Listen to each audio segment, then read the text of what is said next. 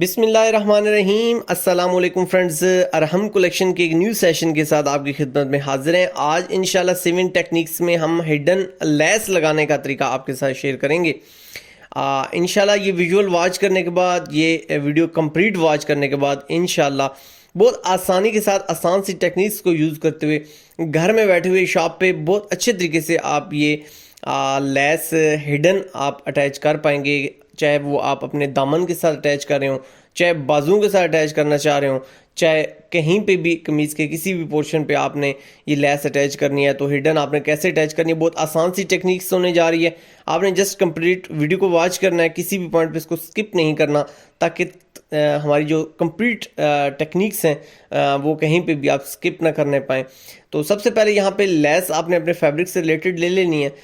Colour का जो decision है थोड़ा सा हट के कीजिएगा, ताकि आपकी जो लेस है वो उभर कर आए। यहाँ पे एक स्ट्रिप हमने ली है विड्थ वाइज, अगर इसकी बात की जाए तो 2 इंच है। लेंथ वाइज बात की जाए तो आपके जो चाक का साइज़ है उससे आपने 3-4 इंच एक्स्ट्रा ले लेनी है। तो यहाँ पे अब हमने जस्ट सिंपल इसको यहाँ पे स्टिचिंग अप्लाई करनी है। यहाँ पे अगर देख सकते हैं, अगर आपके पास जो पीस है वो कंप्लीट नहीं साइज़ बनता, तो आप यहाँ पे इस तरीके से जॉइंट भी लगा सकते हैं। तो इस तरीके से जस्ट आपने ऊपर आपने लेस रखनी है अपने फैब्रिक के ऊपर। चाहे आपका फैब्रिक की 2 तहें क्यों ना हो, 2 साइड्स क्यों ना हो, आपने स्ट्रेट सीधी साइड पे रख लेनी है। तो यहाँ पे स्टिचिंग के बाद अब हम अपने चाक की तरफ आते हैं। तो चाक में जो कटिंग है वो मैंने 1/2 इंच एक्स्ट्रा की है। जैसे कि हम नॉर्मली कटिंग करते हैं तो उसमें थोड़ा सा मार्जिन हमारा थोड़ा सा ज़्यादा होता है, लेकिन यहाँ पे आपने तकरीबन 1/2 इंच कटिंग करनी है, ताकि ये लेस लगाते हुए आपके लिए आसानी हो। तो यहाँ पे आप देख सकते हैं मैजिकली हमें, या कुदरतन आप कह सकते हैं, यहाँ पे जो लेस मिली है उसमें भी 1/2 इंच का जो है वो एक्स्ट्रा मार्जिन है। तो इसको भी हम यूज़ कर लेते हैं टेक्निक्स के तौर पे। तो यहाँ पे इसको हम कट करके अपने उतार लेते हैं। यहाँ पे आपने कट नहीं करना लेस को, जस्ट ये देख सकते हैं जिस जगह पे आपने इसको टर्न करना है वहाँ पे इस तरीके से आपने इसको टर्न कर लेना है। ये जो स्ट्रेट दामन है, ये आपकी जो कमीज़ है इसमें बहुत अहमियत का हामिल होता है। उसकी वजह यह है कि मेन जो लुक होती है फ्रेंड्स, वो आपके फ्रंट में इस मेन या इस फ्रंट दामन की होती है। तो यहाँ पे अगर स्ट्रेट आपकी लाइनिंग लगी हुई है कमीज़ में, तो यहाँ पे आप देख सकते हैं जो आपका एंड पॉइंट है, एज है लेस का, वो आपने किसी भी एक लाइन के साथ मैच कर लेना है और उसको स्टार्ट से एंड तक बिल्कुल सेम रखना है।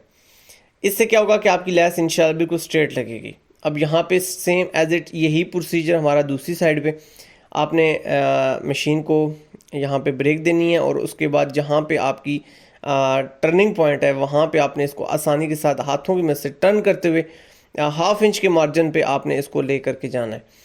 तो बहुत आसान सी टेक्निक है, किसी भी पॉइंट पे किसी भी शेप में आप इसको ढाल सकते हैं। अगर गोल घेरा आप बना रहे हैं तो गोल घेरे पे भी इंशाल्लाह अगर आप कमेंट में हमें बताते हैं तो सेम एज इट अच्छे तरीके के साथ, अच्छी टेक्निक के साथ आपको गोल घेरे पे भी ये हिडन जो पाइपिंग है, वो हिडन जो लेस है अटैच करने का तरीका हम इंशाल्लाह बता देंगे।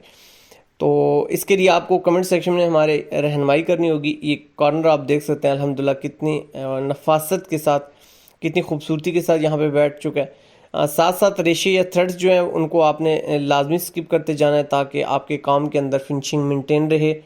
और सेम एज इट इसी तरीके से हमारा जो दूसरा चाक है उसको आपने कंप्लीट कर लेना है। कोशिश ये करनी है कि जब आप चाक को ऊपर की तरफ से स्टार्ट करें तो थोड़ी सी सिलाई छोड़ के स्टार्ट करें, ताकि बेंडिंग में आपके काम आ सके। प्लस आपने कोशिश करनी है दूसरी साइड चाक अटैच करते हुए बिल्कुल उसके रूट के साथ से स्टार्ट करना है। और फिर अगर फ्रंट की बात की जाए तो फ्रंट पे भी आपने सेम एज इट कॉर्नर्स को मद्देनज़र रखना है।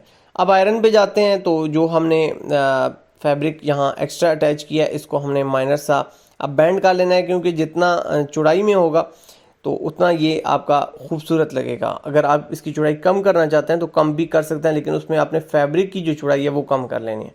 यानी आप 1.5 इंच के हिसाब से भी लगा सकते हैं 1.5 इंच पे, या आप 2 इंच पे भी लगा दो। ये हमारा जो साइज़ है ये 2 इंच पे है, तो ये तकरीबन यहाँ पे आते हुए अटैचिंग के बाद तकरीबन 1.5 इंच तैयार हो जाता है। 1.5 इंच तकरीबन रेडी हो जाता है। तो यहाँ पे जो कॉर्नर है इसको आप देख सकते हैं अच्छे तरीके से पानी अप्लाई किया हमने टेरिंग ब्रश को यूज़ करते हुए, और उसके बाद हमने स्ट्रेट इसको अच्छे तरीके से बिठा लेना है। अगर आप हाथों में से वहाँ पे भी बिठाते तो भी ये अच्छे तरीके से बैठ जाती, बहुत ज़्यादा मजम्मत की ज़रूरत ना पड़ती। लेकिन मैं आपको फिर भी रिकमेंड करूँगा कि आप आयरन का यूज़ लाजमी करें। उससे क्या होगा कि आपकी जो फिनिशिंग है वो मज़ीद बढ़ जाएगी। अब यहाँ पे कॉर्नर का आप देखेंगे थोड़ा सा फ़र्क आ रहा था, मैंने इसके जो मार्जिन है मज़ीद थोड़ा सा बढ़ा के दोबारा इसकी बेंडिंग किया। तो आपने इस तरह किसी भी पॉइंट पे कंप्रोमाइज़ नहीं करना है ताकि आपकी जो स्टिचिंग है वो खूबसूरती के साथ आए और फिनिशिंग के साथ आए। तो यहाँ पे अल्हम्दुलिल्लाह हमारे जो चाक हैं वो मुकम्मल बैंड हो चुके हैं, आयरन हमने मुकम्मल कर लिए। शावर का यूज़ कर सकते हैं बेंडिंग के लिए, अगर ट्रेडिंग ब्रश यूज़ करते हैं तो वो यूज़ कर सकते हैं, जो आपको आसानी लगे। यहाँ पे अल्हम्दुलिल्लाह हमारी यहाँ तक जो ट्रिक है उसके बाद अल्हम्दुलिल्लाह हमारी जो बेंडिंग है या हमारी बेंडिंग कंप्लीट होने के बाद हमारी जो लुक फाइनल आ चुके हैं वो यहाँ पे आपके सामने है। अब यहाँ पे आपके पास दो आइडियाज़ हैं, या तो आप यहाँ पे तरपाई कर लें, ठीक है, जैसे कि मोस्टली हम यूज़ करते हैं। तो अगर वो आप नहीं करते तो आप यहाँ पे डायरेक्ट सेविंग भी अप्लाई कर सकते हैं। अगर लॉन्ग लाइफ की बात की जाए तो तरपाई की निस्बत स्टिचिंग की लाइफ ज़्यादा होती है और बार बार धुलाइयों के बाद भी आपको किसी किस्म की टेंशन या आपके कस्टमर को प्रॉब्लम नहीं आती। इस तरीके से आपने यहाँ पे सिलाई कंप्लीट कर लेनी है। अगर आपने तरपाई करनी है तो हाथों में से आप तरपाई कर सकते हैं। और कहीं पे भी आपको किसी भी पोर्शन की आपको समझ नहीं आती तो आप हमसे कमेंट सेक्शन में पूछ सकते हैं, हम कोशिश करेंगे कि आपकी रहनुमाई ज़रूर करें। अगर किसी भी और जगह पे आपको किसी किस्म की प्रॉब्लम आ रही है तो वो भी आप हमें मेंशन कर सकते हैं। इंशाल्लाह हम कोशिश करेंगे आपके लिए वहाँ पे वीडियो क्रिएट कर दी जाए। तो यहाँ पे देख सकते हैं अल्हम्दुलिल्लाह हमारी जो चाक हैं वो कंप्लीट हो चुके हैं। इनको अच्छे तरीके से हमने पक्का करके अल्हम्दुलिल्लाह हमारी जो लुक है वो आपके सामने आ चुकी है।